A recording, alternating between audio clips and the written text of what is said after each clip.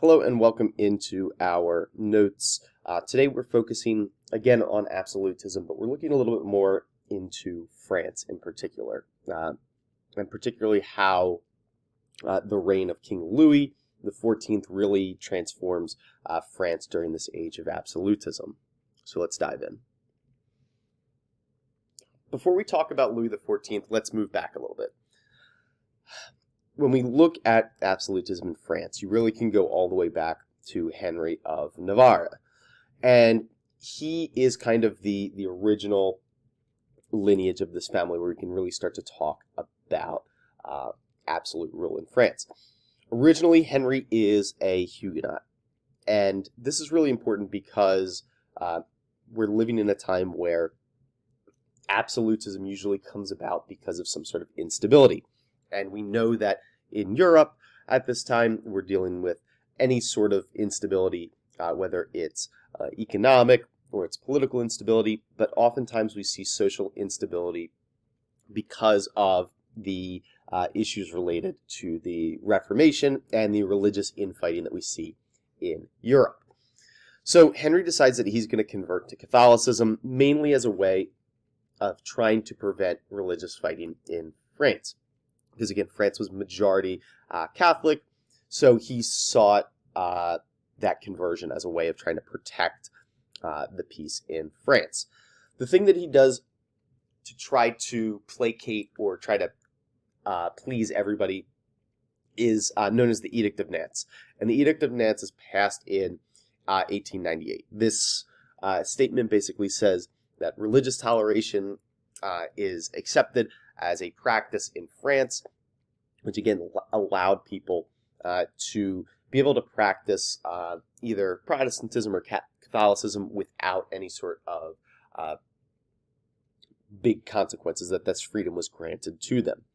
Now, while this was done in a way to try to unite and try to keep France together, we see that individuals that were kind of polarized or more radical are going to be upset by this. And Henry's going to unfortunately be assassinated by a religious fanatic that felt that Catholics shouldn't necessarily cede this freedom to the Huguenots. His son Louis XIII will then succeed him at a relatively young age.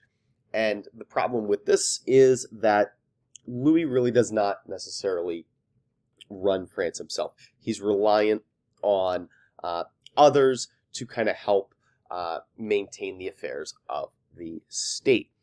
His mother helps for a little bit, but the kind of big de facto ruler of France becomes Cardinal Richelieu. And Richelieu is an important and interesting figure, mainly because he effectively is the King of France at this time. Even though Louis is the monarch that kind of starts the Bourbon dynasty in France, we do see that Richelieu and his policies are put in place mainly to consolidate power, not only to solidify his importance to the family and the dynasty, but also to, again, consolidate that power under the Bourbons. And basically what this does is it roots out any opposition. Any Protestant cities, they were no longer allowed to be walled for fear of them essentially hiding in a defensive walled city if there was some sort of revolt. Same idea with nobility, that nobility, they could not have fortified castles anymore as a way of basically trying to make sure that they have no choice but to stay loyal. And we see this kind of shift moving forward. Government agents were given more power, so these individuals that were appointed by Louis and Richelieu instead of the powers that used to exist with the nobility. And this is all really aimed at challenging Habsburg power in Europe. Again, the big hegemony at this time, when we think about power in Europe and absolute power, comes back to the Habsburgs. France sees themselves as the main challenger to this power dynamic in Europe. So again, a lot of these reforms will be designed to try to grow that power, especially under an absolute monarch. When Louis XIII dies, Louis XIV will rise to power. And like the 13th, the 14th will rise to power at a very young age. In this case, with Louis XIV, he becomes king of France at the age of 4. Now, like anyone in their right mind, they would not have a 4-year-old rule over an empire with countless subjects. We see that just like with Louis XIII, there are individuals that run the affairs of the state. Despite this, Louis does see what's going on in France as a young man. And he sees that during a period between about 1648 and 1653, that the nobility does try to rebel, mainly because they want to claw back some of the powers that they lost during previous regimes, because they wanted that power and that autonomy back for themselves. So they rebel against the central government. These were effectively put down, though, but Louis sees this, and it's definitely something that he keeps in mind when he does eventually take over the affairs of the state. And what Louis does is basically further weakens any authority that the nobles still had.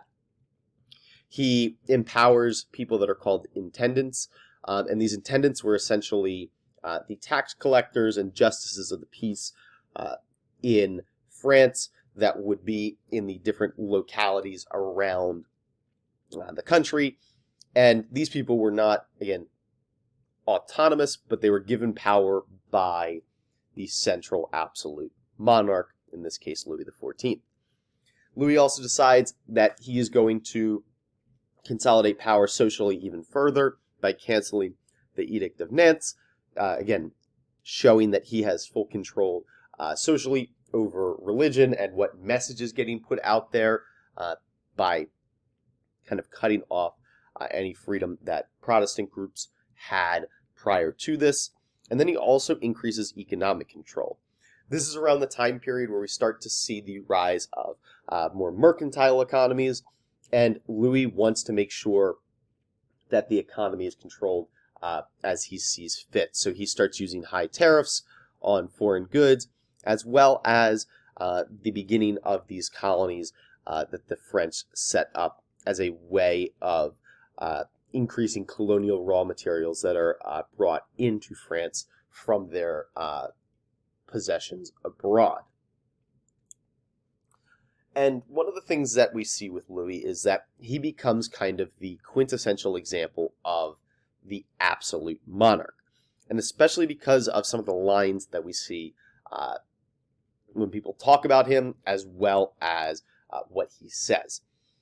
Louis becomes known as the Sun King. And the idea here being that this symbol of himself and the symbol of his empire and his reign was the sun. Just as the earth depended on the sun for existence, the people of France would depend on Louis XIV. Which again, really kind of gets into the mindset of an absolute ruler. That Louis was not just a king, but just like the celestial body that we have at the middle of our solar system, the sun is central to everything, and it's the thing that provides life for us on Earth. Louis believes in this extremely, and believes in his power over the state. In fact, says, I am the state. Okay? This idea that they are one and the same. The person, the king, as well as the country and the way it's run are one body together. And Louis does a bunch of other things to signal his power. He reorganizes the army, basically, again, to try to challenge military and geopolitical strength within Europe. And he also builds the Palace of Versailles, kind of his big, lasting achievement that most people would see if they were tourists in France.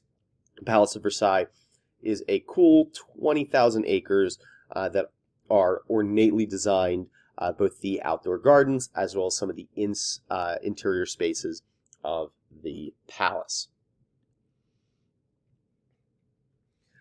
In terms of other individuals that are around at this time, we do see that Louis has help. And one of these individuals is Jean-Baptiste Colbert. And Colbert is the kind of financial minister of France at this time, specifically with Louis and his own finances as the absolute monarch. And again, his goal mainly is to just try to increase royal power monetarily or economically. And he does a couple of things that also have lasting impacts. Basically, in order to raise royal revenue, he's going to try to change the tax system.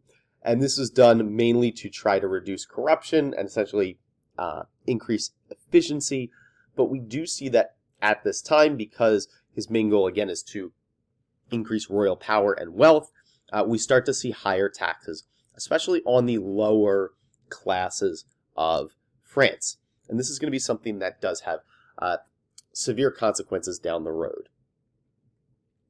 When we look back at Louis XIV and kind of his other legacy points other than Versailles and the tax system, we do see that Louis XIV is very much trying to expand the French Empire, the French state at this time.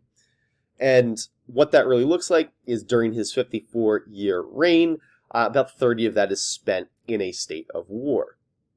Why? He wants to extend France, that he wants their imperial claims to be much larger than they were at the start of his empire. Okay, and basically what we see is the worst war of this was the War of Spanish Succession from 1701 to 1714, where you have essentially contested claims over who will become the ruler of France. Do the Habsburgs continue to rule and power is given to Philip V, or do they go to Louis XIV? So this was somewhat of a family matter, as well as the fact that if Spain and France were somehow united, that it would cause great problems for the entirety of Europe, especially the Habsburg domain. So what we see is that there is peace at that point. The two do not unite. Again, when we pick the legacy of this and we kind of put it together all together, the positives of this, we do see that France moving forward has a very strong military, and they're going to continue to be a military power in Europe moving forward through the next couple of centuries. They also become an artistic leader in terms of the humanities and the things that they're producing at this time. They have very large colonial possessions that also will become a major sticking point moving forward later on. But again, there are lots of things that need to be considered. When you spend 30 years at war, that incurs high levels of debt.